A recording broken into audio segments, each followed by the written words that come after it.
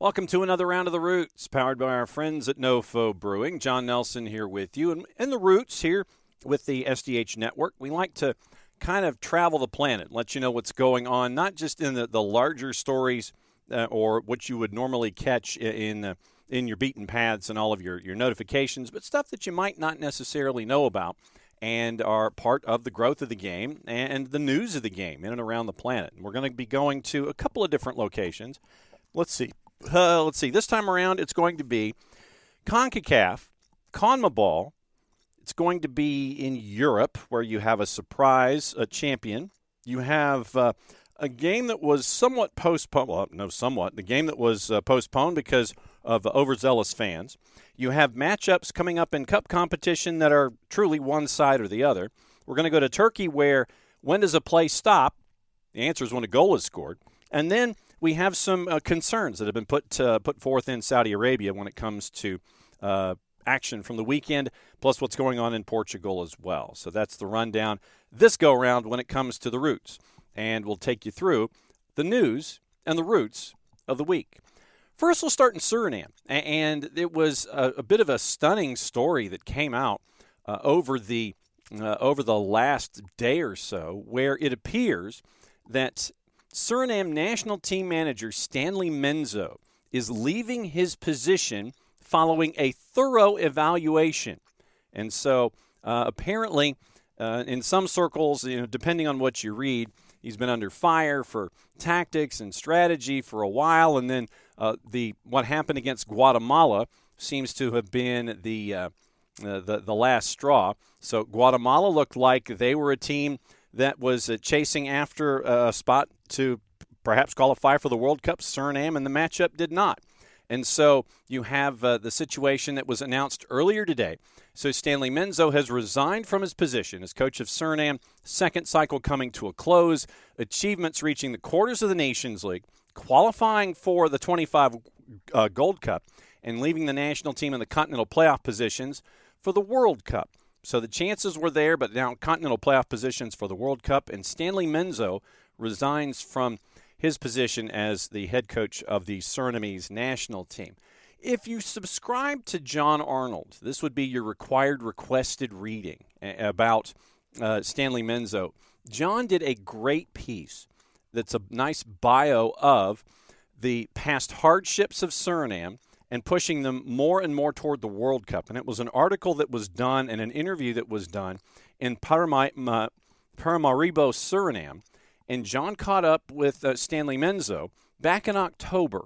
And so you're talking basically 6 weeks ago in his second stint with the Surinamese national team.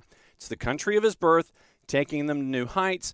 And you saw what Menzo was able to get to a point, but after evaluation, apparently at the national team level, Stanley Menzo resigns from his position as head coach of Suriname. Quarterfinals of the National League in this second tour, qualifying for the 25 Gold Cup, leaving the national team in continental playoff positions for the World Cup. And so if you do not have John's Get CONCACAF Substack, that is required reading and just part of your immersive experience when it comes to all of the activity in CONCACAF. Full disclosure, I subscribe to it, so you should as well. And so it's just that thought. And when you have stories like this that are attached to Stanley Menzo and Suriname, then you can have some background as to what his home country means, and being in charge in his home country has meant for this entire time for Stanley Menzo. So keep an eye out as to what it may look like when it comes to who's going to be in charge for the Surinamese national team, with Stanley Menzo now having departed and having split ways with the national team idea. And so you have organizational and logistical problems. And so now you have to wonder who it's going to be that is going to be named the interim coach for the cycle.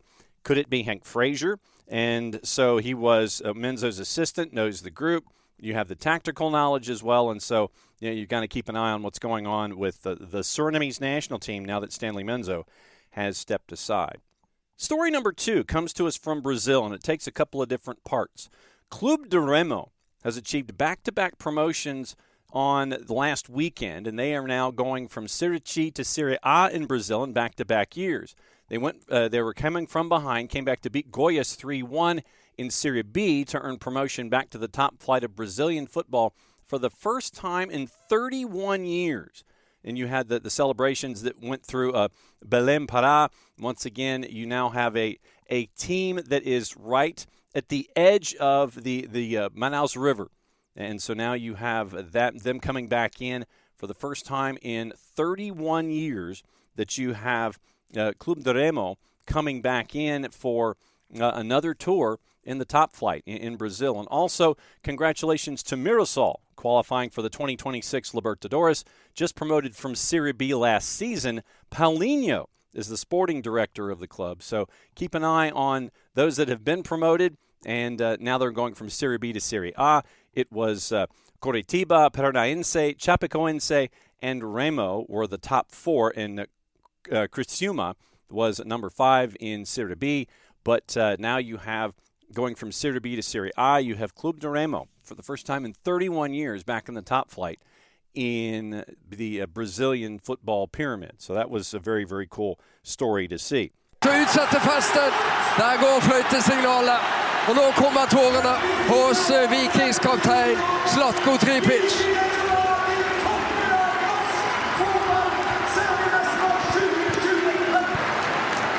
Dette 34 års oppdemmet lengsel som skal få utløp.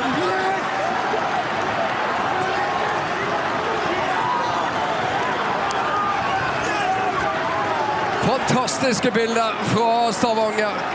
Next story comes to us from Norway, where Viking FK wrapped up their first Norwegian League title in 34 years from the town of Stavanger.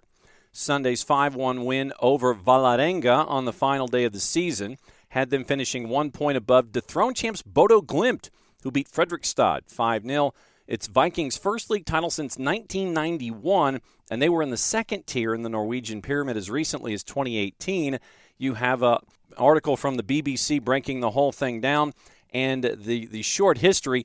Roy Hodgson managed Viking, by the way, in the 2005-06 UEFA group stages, where they beat Monaco and only went out on goal difference. One of the most successful teams in Norway, and this is their 9th league title, but 6 of those came from 1972 to 1982. Several British managers, defender Bill Foulkes from Manchester United fame, a survivor of the Munich air disaster in 1958. We mentioned Roy Hodgson, who was there for 18 months.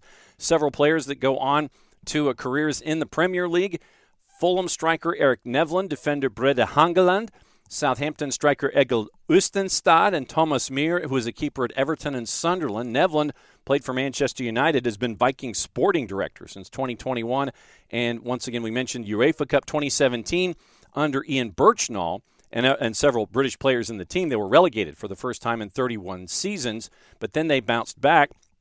Bjarne Berntsen became head coach back in 2018, had played for the club, managed from 92 to 95, had a spell as caretaker boss, was even chief executive for a while, won the second-tier title promotion back to the top flight in their first attempt. And so first time back, they won the 2019 Norwegian Cup, their first trophy since 2001, and they finished 6th in 2020. And Berntsen was sacked, then replaced by assistant managers, and people were initially skeptical about it. They finished 3rd in 21 and 24. And then they finally get their team over the line this season. 7 straight wins to wrap up the season. And the key to their success, Zlatko Tripic, the winger who turns 33 Tuesday, joined the club after the relegation in 2018. He'd won the Norwegian title twice with Molde, arrived from Sheriff Tiraspol, where he had played in Europe, and he has been a part of the promotion and now the championship. Scored the winner in 2019 in the cup success, left in 2020 for Göztepe, came back after a year and a half.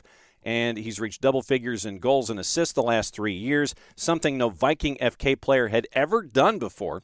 Notched the 3rd goal from a first-half pen in the 5-1 win over Vålerenga, which sealed the title. And now he's done something no player's done in a generation, lift the Elite City and title as Viking captains. And speaking of Vålerenga, did you see the story in The Guardian? On the women's side, the women's team at Vålerenga have called for anti-doping regulations to be strengthened after an extraordinary case which a player from their women's team was found to have ingested a banned stimulant from rubber crumbs in an artificial pitch. 7-month saga concluded in the middle of last week when the World Anti-Doping Agency chose not to appeal against the decision of Anti-Doping Norway and that the player was faultless. But the case has highlighted the risk to footballers of environmental exposure to banned substances, opening up the possibility of further controversies emerging from around the thousands of synthetic pitches around Europe. This is from Nick Ames at The Guardian back in the midweek. The specter of doping violations hadn't been on anyone's mind when Vålerenga faced LSK Kvinner in Lillestrøm near Oslo back in late April. Routine drug tests found 4 players from each side had returned samples containing the prohibited substance 1,3-dimethylbutylamine, DMBA. One of the samples, belonging to the Vålerenga player in question, exceeded the WADA reporting threshold of 50 nanograms per milliliter. So it triggers this investigation. They were trying to figure out where it came from. No common denominators, not in the food, nothing, no supplements that were consumed by athletes. The affected player, who has chosen to remain anonymous, told The Guardian, obviously, the anxiety brought on by learning she was accused of a violation. Player continued her career. Inquiry continued, determined after testing water samples and substance from multiple sites within the hall that the shredded tires, with the rubber crumbs, on the pitch contained DMBA, which had been transferred to the players during the game. DMBA is a synthetic substance that stimulates the central nervous system, according to the World Anti-Doping Agency, sometimes used in dietary supplements, banned in Norway and the EU. And it was known through scientific studies to be a product that can occur through the breakdown of the rubber granules when they grind up the tires, and there's obviously a degree of frustration that it wasn't picked up on during the investigation. Surfaces aren't deemed to pose a health risk, but there are concerns that have been raised about their past, about the role in microplastics pollution, believe it or not. From 2031, rubber crumbs, the ground-up radial tires, are going to be barred from sale in the EU. After the case emerged from Vålerenga, the Norwegian Football Federation recommended indoor competitive matches be moved outdoors. There are about 1,800 synthetic pitches in Norway. Also, there are a lot of them in the UK, especially at the grassroots level. And Vålerenga want the rules to have a bit of a codicil to them to acknowledge positive doping tests aren't always traceable to actions, inadvertent or advertent. Global rules are based on strict liability and expanded upon in Article 2.1 of the Code for the World Anti-Doping Agency, which reads, quote, "It's not necessary that intent, fault, negligence, or knowing use on the athlete's part be demonstrated in order to establish an anti-doping violation," end quote. So, big article by Nick Ames at The Guardian, but interesting to keep an eye on going forward that the player ingests a banned stimulant from the ground-up radial tires that were part of an artificial surface indoors in Norway. That's story number 3. Story number 4 comes when you have fireworks that get completely and totally out of control. And this happened in the Ajax match with Groningen. So they were going to have their match as they normally do, but how do we phrase this? The ultras that are attached to Ajax wanted to have a celebration celebrating one of their own, and then it was 14 and a half minutes in where the ultras for Ajax lighted, and the video is out there, an immense amount of fireworks. So Ajax and Groningen, because of the amount of fireworks that were lighted up, was abandoned at 14 and a half minutes in. Repeated fireworks set off, no goals on the board. 6 minutes had been played between Ajax and Groningen. Match is going to take place again on Tuesday behind closed doors. And so Ajax, in a statement, said that they find it downright scandalous what happened in the stadium. "We offer our apologies to anyone harmed by this in any way whatsoever. Safety of spectators and players has been put in danger, and that's unacceptable. We explicitly distance ourselves from the misconduct. Fireworks do not belong in the stadium. Spectators who were in the section of the stadium in question were searched. Dogs were also deployed to detect fireworks both in the stadium and before it opened, and the entry of the spectators. In addition, other preventative measures were taken. Despite this, we were unable, meaning Ajax as a club, unable to prevent the situation. We will, of course, study the camera footage to try and identify the perpetrators and, in addition, investigate in other ways who is responsible for this.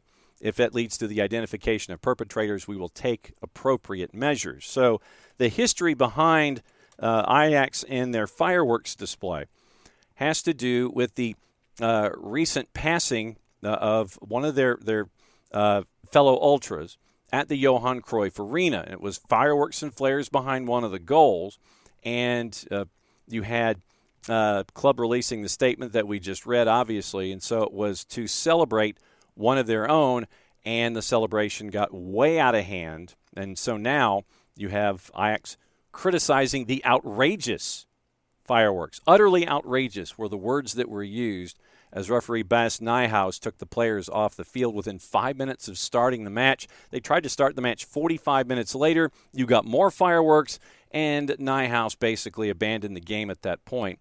And so the Royal Dutch Football Association, the KNVB, said it fully understands the disappointment of the vast majority of well-meaning Ajax supporters and the traveling FC Groningen supporters. Eredivisie, as a league, said there's going to be a disciplinary investigation into the unacceptable events surrounding Sunday evening's match. The Eredivisie match at Groningen in May of 23 was abandoned just 9 minutes in because fans of the relegated hosts threw fireworks onto the pitch. In September of 23, Ajax's match against Feyenoord, Der Klassieker, was also abandoned when fireworks were thrown on the pitch, and the match later was resumed behind closed doors. So there is a bit of history when it comes to fans setting off fireworks when it's involving Ajax in and above themselves, but you had the Ultras setting off fireworks and flares, repeatedly doing so. Once taken off, come back and you have it done a second time. F side, Ajax's Ultra Group, according to The Athletic, posted a video of the display on their Instagram story accompanied by the caption, quote, R.I.P. Toom 5th, end quote, apparent reference and a tribute to an Ajax supporter who died back in November. And there are photos all around of players wondering, why they set off the fireworks and the flares to the extent that they did. Ajax claiming fans in the section responsible had been searched, dogs had been deployed, and they were unable to prevent the situation in the 6 minutes. So that is the latest there. Ali Rampling helping out at the Athletic. So behind closed doors Tuesday, Ajax and Groningen will continue. Story number 5. Scottish Cup, the fourth round, is going to be set for the middle of January, kickoff at 3 o'clock. And one of the matchups in particular comes with Celtic. Celtic is going to be a part of the original moments and unforgettable memories for Auchinleck Talbot. Auchinleck Talbot FC is going to be the host for Celtic in the fourth round. Drawn at home, tie set to be played on the weekend of Saturday the 17th, kickoff subject to change. And so already, as of 4 hours after the announcement was made, matchday hospitality for the Auchinleck Talbot Celtic match in the fourth round of the Scottish Cup is sold out. Rapid time, obviously, further details regarding the match will be communicated in due course through official club channels, according to our friends at Auchinleck Talbot. But if you were looking for any kind of massive hospitality, if you wanted to have one of the big hospitality experiences at Auchinleck Talbot, you're not going to get it because it's sold out in about 4 hours' time. Last season's beaten Scottish Tech finalists, Scottish club finalists, and Celtic drawn away to 6th tier Auchinleck Talbot in the fourth round of the competition. Aberdeen's going to start their defense at home against Wraith Rovers. Jimmy Thielen's side beat Celtic on penalties back in May to win the cup for the first time since 1990. Auchinleck, by the way, are second in the West of Scotland League Premier Division. They beat League Two Dumbarton 4-0 to reach the fourth round, and now they welcome Celtic to Beechwood Park. Attendance allowable, at least in seated, 4,000. So Beechwood Park, the home of Auchinleck Talbot, in the middle of January is going to be, they're going to be the hosts for Celtic. Rangers host League Two and an Athletic. There are three all-Premier League, all-Premiership ties. Kilmarnock and Dundee, Livingston, St. Mirren. Hearts welcome Falkirk to Tynecastle. Hibs are away to Dunfermline. Dundee United host Ayr. United and Motherwell host Ross County. All fourth-round ties once again played over that weekend of the 17th and the 18th in January of 2026. Auchinleck Talbot, by the way, based in East Ayrshire. Club is also a member of the Scottish Junior Football Association. They won the Scottish Junior Cup on 14 different occasions, and they compete in a local derby against near neighbors and biggest rivals, Cumnock Juniors. Their nickname is the Bot. Talbot, the Talbot, the bot, founded 1909, 116 years ago. They played in Beechwood Park in Auchinleck. 500 seated, 3,500 standing at Beechwood Park. Tommy Sloan is the current manager, and once again, right now, they're second of 16 teams in the West of Scotland League Premier Division. Formed back in 1909, take their name from the second Baron Talbot de Malahide, Richard Wogan Talbot, a landowner who donated the site of their Beechwood Park home. Opened in 1909 with a charity match between the Old Players and the Merchants. Talbot made their team debut the same year when they defeated the juvenile side High House Rangers. Weeks later, they lost their first competitive game at Cronbury Eglinton in the league. First win came in September 1909 when they defeated Patna Doon Athletic in their first Scottish Junior Cup tie. And the early and middle history of the club, according to our friends at the Wikipedias, characterized by periods of fluctuating fortune, often related to the economic conditions in the coal mining district of rural Ayrshire. Folded in 1916 due to financial problems in the First World War. Came back 4 years later. Relatively successful period for the club. Ayrshire Cup won in 1920, defeating Irvine Meadow at Rugby Park. Set a club goal-scoring record in the Scottish Junior Cup, defeating Craigbank 11-0 at home. Scoreline surpassed in 2008 when they defeated Nairn St. Ninian 13-1. South Ayrshire League was won for the first time in 1921. Terrace was raised at Beechwood Park to accommodate larger crowds. So once again, remember, it is the opportunity for them to have a crowd of seated at 500, 3,500 in and around, and it is going to be Celtic visiting in the fourth round of the Cup. And the roster, believe it or not, is not all Scottish. You have Iraqi defender Tariq Abed, who is going to be who is a part of that roster once again. Tommy Sloan, your manager, and he is seconded by Alan McLucky. They've won the Scottish Junior Cup 14 times, runners-up 3 times. Won the South Challenge Cup in 21-22. The SJFA West Region champion 7 times, last time in 1920, runners-up twice. They've won the West of Scotland Cup 12 times, last time in 2015-16. The West of Scotland League Cup, they've won it in 22-23 and 24-25. They've also won the Sectional League Cup, and they have been champions of the Ayrshire First Division. They've won the Ayrshire Cup 15 times, the Ayrshire League Cup 11 times, the Evening Times League Champions Cup 3 times, 7 times the Ayrshire District Cup, 4 times the Cumnock and Doon Valley Cup. The East Ayrshire Cup, they've won it 4 times, last in 2002. Ayrshire Super Cup 5 times, last time in 2000. And they were runners-up for the West of Scotland Charity Cup in 25-26. Stop number 6, we go to Turkey for the matchup between Gaziantep and Eyüpspor. At 90+6, Emmanuel Boateng scores as the keeper leaves the goal to break up a fight in the penalty area. Boateng rolled the ball into the empty net. The goal was given, and it would be the goal for Gaziantep. Obviously, at 95 and change, it would not affect the end result of the match, but nevertheless, it's a goal on the board for Gaziantep that kind of closed the gap a little bit at 95+. Here's how it was called, and here's how it aired on BN Sports Turkey. O noktada iki oyuncu arasında bir gerginlik yaşanıyor bu arada değerli izleyenler. Topu ağlara gidiyor.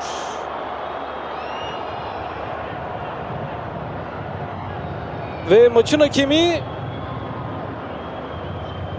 golü veriyor. Maçın hakemi golü veriyor değerli izleyenler.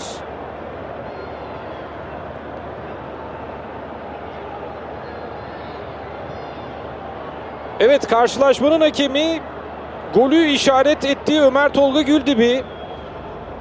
Avantajı işaret etti. Ama tabii o noktada Yalçın o kavgayı ayırmaya gitti. Evet, gol. İşte yaşananlar. Kaleci Felipe de bıraktı kaleyi. Burada oyun devam etti ve topu ağlara gitti, gol. Gol verildi. Ömer Tolga Güldibi golü işaret etti. Futbol sahalarında çok ender rastladığımız durumlardan birine tanıklık ediyoruz.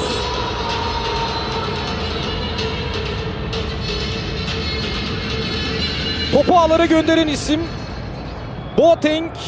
Emmanuel Boateng'in golü. benim için de en ilginç gol anlatımlarından biri oldu. Oldukça ilginç bir gole tanıklık ettik. İşte Robin Yalçın ve Kamara'nın adeta bir arada rekabet içinde kavgaya tutuştukları an diyebilirim sanıyorum ki. Kaleci Felipe kavgayı ayırmaya... So your Turkish League standings right now, after 13 or 14 matches have been played in the 18-team league, Galatasaray right now is on top at 32 points, 1 point ahead of both Fenerbahce and Trabzonspor. Fenerbahce has better goal difference. Göztepe is fourth at 26 points, and they are 2 points ahead of Besiktas and Samsunspor in the battle for 5th and 6th. And as you go down, Eyüpspor right now is in 15th place with a record of 3-3-8. They have 12 points in 14 matches. The way that it breaks down, if you are 16th, 17th, or 18th, you would be relegated. Kayserispor is at 12 points, and they're well behind in goal difference. Gençlerbirliği is in 17th at 3-2-9. They're at 11 points. And Fatih Karagümrük is 4 points from safety right now after 14 matches played with a record of 2-2-10 and a goal difference of -13. And the last story comes to us from Egypt and Al Ahly, who calls on the CAF to enforce safety, VAR, and elite referees. Al Ahly has sent, and this is from the team themselves, Al Ahly has sent a formal letter to the Confederation of African Football following incidents during the second round of group stage of matches in the CAF Champions League, which were detailed in referees and match official reports.